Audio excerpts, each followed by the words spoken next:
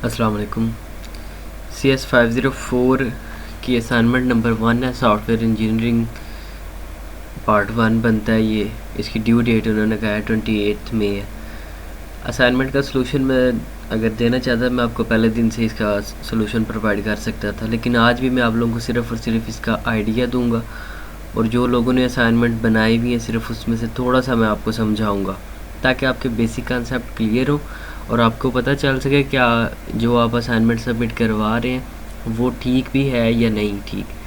ठीक है, तो बनाई इसलिए नहीं थी ये असाइनमेंट, एक तो ये MS विजियो के अंदर बनाए तो अच्छी लगती है, जो इंटरनेट पे पड़ी हैं वो एक्टर वगैरह वगैरह वो उसने इतने मज़े के नहीं बनाए हुए। तो इसलिए मैं सिर्फ आपको सॉफ्टवेयर के साथ नो हाउ, और अगर आप उस सॉफ्टवेयर को नहीं डाउनलोड करना चाहते आप इसे ऑनलाइन कैसे बना सकेंगे, और वो भी एक अच्छी, बहुत ज़्यादा यानी अच्छी कह सकते हैं उसे बल्कि, कि आप किस तरह डिज़ाइन कर सकेंगे अपनी असाइनमेंट की जो डायग्राम्स हैं उनको। तो 20 नंबर इसके टोटल थे असाइनमेंट के। सबसे पहले उसने दिया हुआ जी एक ये सिनेरियो दिया हुआ है।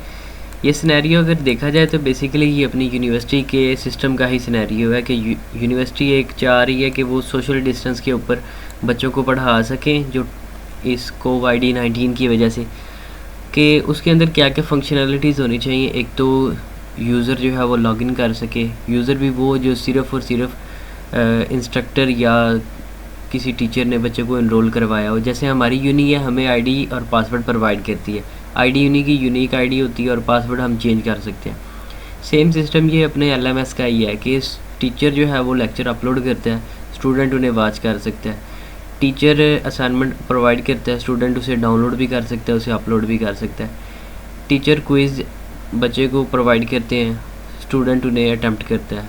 ठीक है, तो सारे काम वही हैं। यहाँ पे उन्होंने मेजर सिस्टम की रिक्वायरमेंट्स के अंदर ये सारे बताए हुए हैं सिस्टम। ठीक है, जो इनमें ज़रूरी हैं अपने LMS को देखते हुए आप यहाँ से देख सकते हैं कि क्या ज़रूरी है। उसने कहा है कि using the above mention scenario you are required to draw use case model from the given functional requirements. और उसके बाद दूसरा क्वेश्चन उसने कहा also identify at least 4 user requirements non functional. अब इसमें फंक्शनल और नॉन फंक्शनल कौन सी हैं, और यहाँ पे उसने कहा कि that would not be modelled in the use case diagram. अब थोड़ी सी डिस्कशन इसके ऊपर करते हैं कि यूज़ केस डायग्राम के अंदर फंक्शनल और नॉन फंक्शनल कौन सी रिक्वायरमेंट्स हो सकती हैं। फंक्शनल रिक्वायरमेंट्स वो रिक्वायरमेंट्स होती हैं जिनके बगैर आपका सिस्टम चल ही नहीं सकता है, हाँ वो आपकी वेब एप्लीकेशन हो, हाँ वो आपका कोई भी निज़ाम हो। ठीक है, चूँकि ये सॉफ्टवेयर इंजीनियरिंग के ऊपर है तो ये एक वेबसाइट या वेब एप्लीकेशन की ही बात कर रहे हैं। ठीक है, तो इसमें वो फंक्शनल रिक्वायरमेंट्स वो होती हैं जो मैंडेटरी होती हैं, जो बहुत ज़रूरी हैं, जिनके बगैर सिस्टम मुकम्मल नहीं है। ठीक है, ये एक बॉडी के आर्गन की तरह ही है कि फंक्शनैलिटी के अंदर सारे सिस्टम मौजूद होने चाहिए। ठीक है, कोई एक भी काम हो तो सिस्टम नहीं चल सकेगा प्रॉपर आपका। और नॉन फंक्शनल कौन सी होती है, नॉन फंक्शनल वो रिक्वायरमेंट्स होती हैं जो ज़रूरी नहीं होती। ये मैं आपको दिखा भी दूंगा, एक SRS खोलूँगा मैं आपको दिखा भी दूंगा कि नॉन फंक्शनल वो रिक्वायरमेंट्स होती हैं जिनके बगैर सिस्टम चल सकता है, यानी वो ज़रूरी नहीं होती, वो एक्स्ट्रा फीचर होते हैं। जैसे कि कह लें कि किसी वेबसाइट का बहुत आला डिज़ाइन, ठीक है, थीम आपने अच्छा लगाया हुआ है और सिक्योरिटी बहुत हाई फाई की हुई है, उसे मेंटेन करना आसान हो, ये आप अपनी आसानी के लिए करते हैं, यूज़र को इनसे कोई ताल्लुक़ नहीं होता। तो ये दोनों चीज़ें आपने बतानी थी। और साथ ही साथ बताता चलूँ कि CS504 को आप अच्छे से पढ़ें, इसका पार्ट 2 भी में भी आपके नेक्स्ट कोर्स में आए तो ये आपको बहुत हेल्प करेगा आपके CS619 के प्रोजेक्ट बनाने में। CS619 एक प्रोजेक्ट होता है जो कि मैंडेटरी होता है, उसमें SRS आपने बनानी होती है, डिज़ाइन डॉक्यूमेंट आपने बनाना होता है, तो ये आपके उस वक्त काम आती है। तो इसलिए आपने इस बुक को अच्छे से पढ़ना है। और अब बताता चलूँ कि जो डायग्राम यूज़ केस डायग्राम जो आपने बनानी है वो अगर आप MS विजियो के अंदर नहीं बनाना चाहते तो आप इसे ऑनलाइन भी बना सकते हैं। ऑनलाइन बनाने के लिए एक ये वेबसाइट है creately.com। ठीक है, यहाँ पे आप ऑनलाइन बना सकते हैं, बाद में इसे आप डाउनलोड कर सकते हैं या वहाँ से कॉपी करें और इस पर पेस्ट कर सकते हैं। उसके बाद है ये SRS डॉक्यूमेंट है एक। ठीक है, सबसे पहला सवाल इसके अंदर ये होता है कि आप जो प्रोजेक्ट बना रहे हैं इसके अंदर जो फंक्शनल और नॉन फंक्शनल रिक्वायरमेंट्स कौन सी हो सकती हैं। ठीक है, यहाँ पे लिखा हुआ है जी admin can add, update, delete वगैरह वगैरह। उसके बाद एडमिन मैनेज कर सकता है ट्रांजेक्शन को, और एडमिन मैनेज कर सकता है ऑर्डर्स को। एडमिन के मॉड्यूल के अंदर जो चीज़ें ज़रूरी थी वो यहाँ पे लिख दी गई हैं। ठीक है, इसी तरह यूज़र के मॉड्यूल के अंदर यूज़र रजिस्टर करवा सकता है, अपना पासवर्ड चेंज कर सकता है वगैरह वगैरह उसके यूज़र के आगे। ठीक है, एडमिन और यूज़र थे बेसिकली ये एक बेकरी का प्रोजेक्ट है जो कि पिछले साल हुआ था। उसके बाद क्या है कि non functional requirements. Non functional requirements में ये यहाँ पे आपको नज़र आ रहा है कि ऑपरेटिंग सिस्टम। ऑपरेटिंग सिस्टम कोई भी हो सकता है, ज़रूरी नहीं है कि आपने विंडोज़ 7 के ऊपर ही आपका सिस्टम चले, या मुख्तलिफ वेबसाइट्स जो है वो इन ऑपरेटिंग सिस्टम पे चलें और किसी पे नहीं चलेगी। उसके बाद यूज़ेबिलिटी। यूज़ेबिलिटी भी जो है ये भी एक नॉन फंक्शनल रिक्वायरमेंट्स होती हैं। इसी तरह सिक्योरिटी।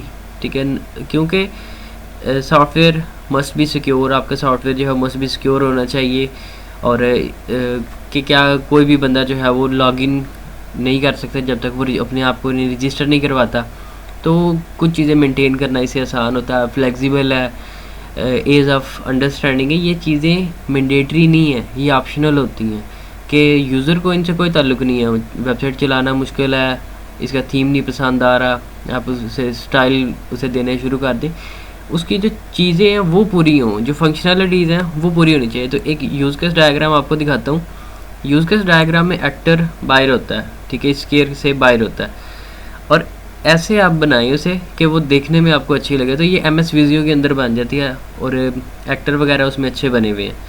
तो उसके बाद इनके आगे वर्क होते हैं। एडमिन क्या क्या कर सकते हैं, एडमिन रजिस्टर कर सकता है, एडमिन लॉगिन कर सकता है, आइटम्स देख सकता है, आइटम को मैनेज कर सकता है, इसी तरह कैटेगरीज़ को मैनेज कर सकता है और लॉगआउट कर सकता है। इस तरह कस्टमर या जो विजिटर्स हैं, ठीक है, वो क्या कर सकते हैं, जो कस्टमर होगा वो ऊपर वाले सारे काम करवा सकता है, यानी कर सकता है, लेकिन जो विजिटर होगा वो सिर्फ़ और सिर्फ आइटम को व्यू कर सकेगा। वो क्या करेगा कि वो इनके जो चेकआउट है वो नहीं करवा सकता, जो कार्ड के सिस्टम के अंदर है वो तो वो डाल लेगा, लेकिन वो उसे जब चेकआउट करेगा, बिल पे करने लगेगा, वो उसे रीडायरेक्ट करवाएगा कि पहले अकाउंट बनाएं, अकाउंट बनाने के बाद आप जो रिक्वायरमेंट्स हैं उन्हें फुलफ़िल करें, यानी आप अपना CVC नंबर, अकाउंट नंबर, अगर आप ऑनलाइन ट्रांजैक्शन कर रहे हैं तो वो चीज़ें जो हैं वो इन्फॉर्मेशन प्रोवाइड करेगा, तो फिर ही वो आइटम को बाय कर सकेगा। तो ये चीज़ें होती हैं। इसमें भी एक्टर, अगर आप देखें, एक्टर बायर है और फिर उनकी तरफ से एरोस जा रहे हैं कि एंटिटीज़ की तरफ, या एट्रीब्यूट्स आप इन्हें कह सकते हैं, कि इनकी तरफ के क्या क्या चीज़ें वो करवा सकते हैं। तो ये चीज़ें होती हैं जो मैंडेटरी हैं, वो चीज़ें अब आपने यहाँ लिखी हुई हैं। इसी तरह वो अलग अलग बनाने के बाद यहाँ पे उन्होंने इकट्ठी की हुई है इसे कि एडमिन के काम ये है, ठीक है, कस्टमर के काम ये है, और नीचे विजिटर के काम ये है। अब एडमिन जो काम कर सकता है वो कस्टमर भी कर सकता है। अगर एडमिन लॉगिन कर सकता है तो कस्टमर भी लॉगिन कर सकता है, लेकिन फ़र्क कहाँ पे आ जाता है कि एडमिन यूज़र को मैनेज कर सकता है, यूज़र एडमिन को मैनेज नहीं कर सकता। यानी यूज़र एडमिन का अकाउंट नहीं डिलीट कर सकता, लेकिन एडमिन यूज़र का अकाउंट डिलीट ज़रूर कर सकता है।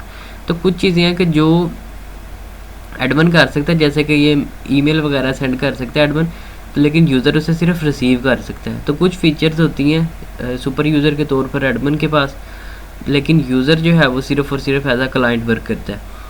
इसी तरह एक सोल्यूशन जो इंटरनेट के ऊपर पड़ा था, उसको थोड़ा सा मैं अगर आपको दिखाऊं तो यूज़ केस मॉडल आप अगर ये देखें तो ये कहीं से भी ये कि स्टैंडर्ड का मॉडल नहीं है जो आपको कहीं से लग रहा हो कि ये स्टैंडर्ड का मॉडल है। ये एक बड़ा कम्प्लेक्स सा बनाया हुआ है किसी ने, जिसने भी ये बनाया हुआ है। इसमें वो simple login log out authentication की ज़रूरत ही कोई नहीं थी जो यूज़ केस में इसमें दिखाया गया, ठीक है। डाउनलोड फाइल, यहाँ पे ज्वाइन सेशन, फिर आगे रीडायरेक्ट करवाया हुआ है।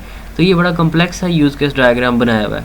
अगर आप देखें जैसे SRS में दिखाया है, वो बड़ा साफ सा आसान सा मॉडल बनाया हुआ है। आप सिर्फ वो चीज़ें लिखें जो आपको समझ आ रही हैं कि ये ज़रूरी है, जैसे कि लॉगिन, लॉग आउट, डाउनलोड या अपलोड असाइनमेंट, उसके बाद क्विज़, और उसके बाद जो और चीज़ें हैं, पावर पॉइंट की स्लाइड्स होगी, ये इंपॉर्टेंट चीज़ें, इनके बगैर चल नहीं सकता, ठीक है। तो ये आपके यूज़ केस में फंक्शनैलिटीज़ हो सकती हैं।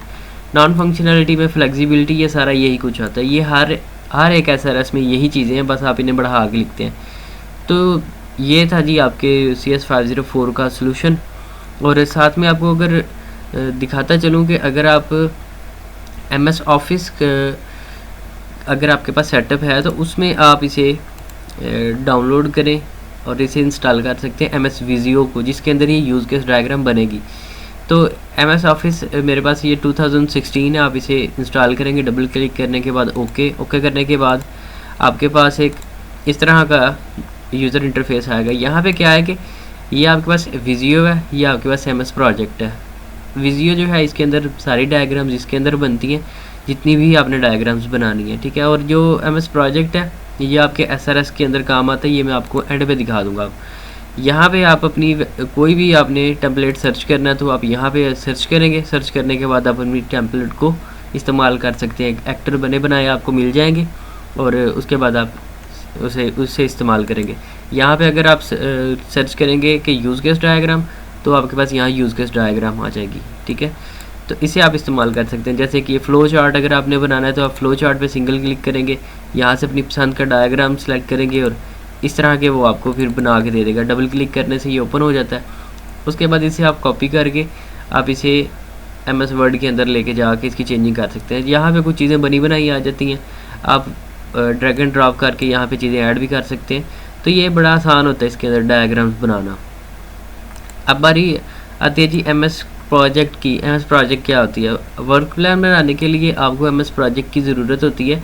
अगर आप देखें तो ये आपका वर्क प्लान है कि आपने काम किस तरह किया है, SRS के ऊपर कितना काम किया है, किस तरह किया और कितने दिनों में किया है। तो वो सारी डिटेल्स इसके अंदर हम बनाते हैं MS प्रोजेक्ट के अंदर, जो वर्क प्लान होता है, ठीक है। तो फाइनल डिलीवरेबल तक आपने इसमें बताया हुआ कि आपने 10 दिन लगाए हैं जी ER डायग्राम्स के ऊपर, 5 दिन लगाए हैं क्लास डायग्राम बनाने के ऊपर। यानी जितना टाइम आपने लगाया है या आपने लगाना है ये आपका लग सकता है, वो सारा आपने इसके अंदर अपना प्लान देना होता है। और ये SRS के अंदर आखिरी पॉइंट होता है कि आपने ये देना ही देना है।